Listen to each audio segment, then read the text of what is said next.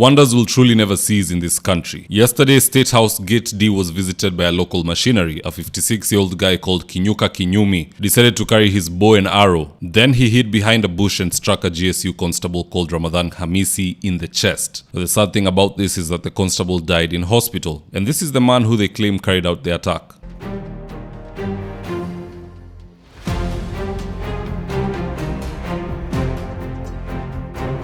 Now in this video, I want us to look into some of the reasons why 56-year-old Kinyuka Kinyumi went to Statehouse Gate D along Dennis Pritt Road to kill a GSU constable. And so with no further ado, let's get after it. Number 1, now according to Robin Hood himself, it is the devil who sent him to shoot Ruto. Just listen into this report. Mshukiwa huyo amekamatwa na kutambulika kama Kithuka Kimunyi. Kithuka mwenye umri wa miaka 56 alishindwa kutueleza kilichomsukuma kuwavamia maafisa hao, akidai tu kutumwa na shetani. Now personally, I don't buy that story that shetani alituma huyu jamaa, cause can the devil ever send somebody to go attack his own kingdom? He can't. And we know the devil of the day is Ruto, so the story makes no sense. And in case anyone doubts who the devil is, let them listen into this submission. Kwa hivyo shetani katika hii Kenya ni nani? Ni Ruto.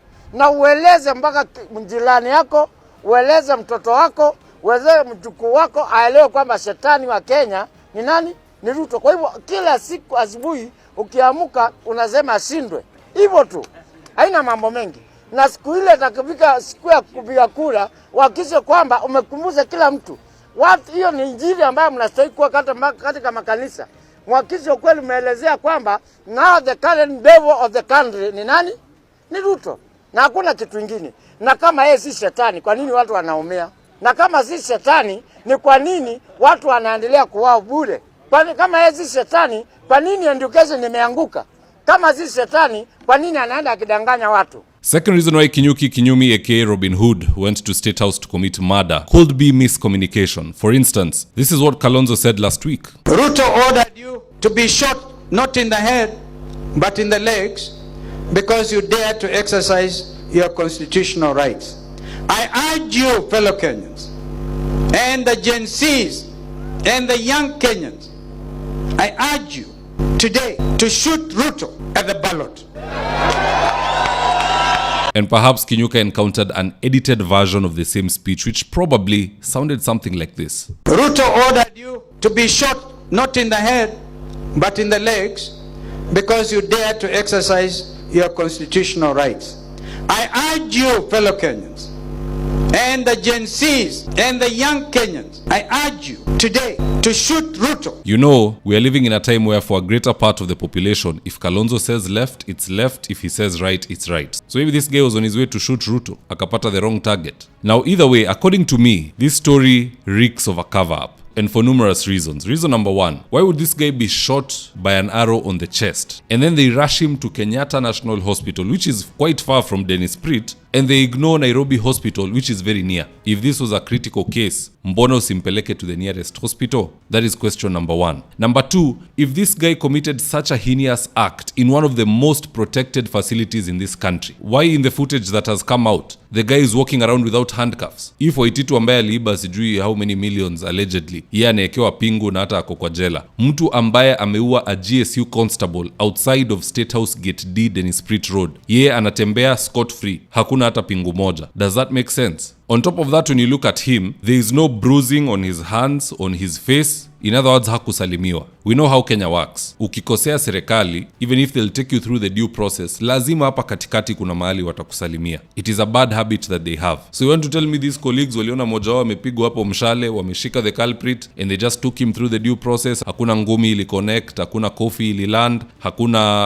AK-47 iligeuzwa ikakuwa battering ram, nothing. Then to make it worse, this guy is claiming that the devil is the one who sent him. Do you know what that means? That means that when he is taken to court at long last, the court will find him to be senile. So he will serve no prison time. He'll instead be taken to Mathare or some other facility like that. Akae hapo 1 month, 2 months, alafu serikali imtoe wampe 2 million wampeleke Uganda. It could easily be that amongst those constables, there was a quarrel amongst them. Na mmoja akapiga mwingine risasi. But because that has a very bad look on the presidency, on those in charge of security like Murkomen and so on, they would rather create a narrative that huyu mzee alikuja na mishale akapiga mtu hapo. I for one don't buy that story. It looks very dingy. It just doesn't add up. Anywho, let's see what Kenyans on X had to say about this, and I quote. Moses Waithanji said, if the suspect is the guy in a grey hoodie, aren't the police officers handling him in an extremely casual manner, not even handcuffs? Excellent question. Nyamai said, has DCI Kenya arraigned Satan for questioning? Again, why would they arraign their boss? A patriot said, it's high time for sensitization to both civilians and the police. Anyway, how do you blame Satan, yet he awaits in hell? The guy said, Satan sent him to the right place, but kirere yake he chose the wrong target.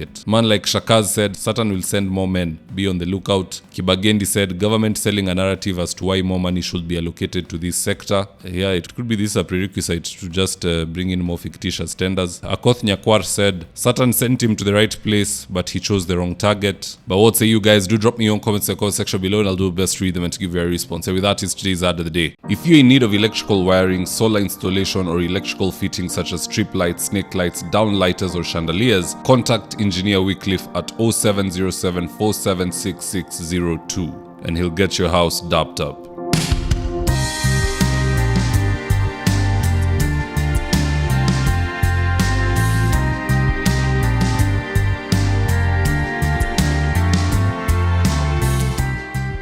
Now, if you're here for the first time, please go on and hit the subscribe button. And if you're watching for a different platform, just head over to YouTube, search for David Wafula. Hit the subscribe button, you're going to be getting a ton of content of this nature. If politics is something you're passionate about, this is definitely the one channel that you really need to subscribe to.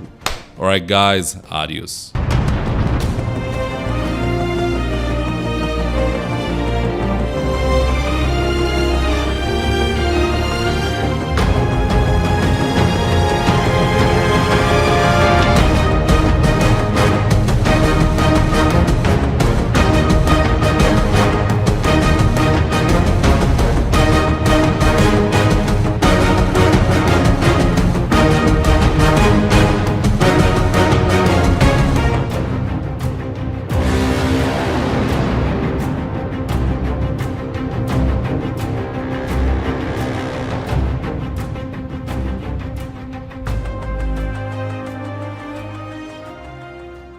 Thank you for choosing David Wafula as your primary news platform.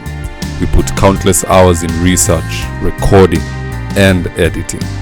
By showing up each and every day to watch our videos, you encourage us to generate more videos for the viewers.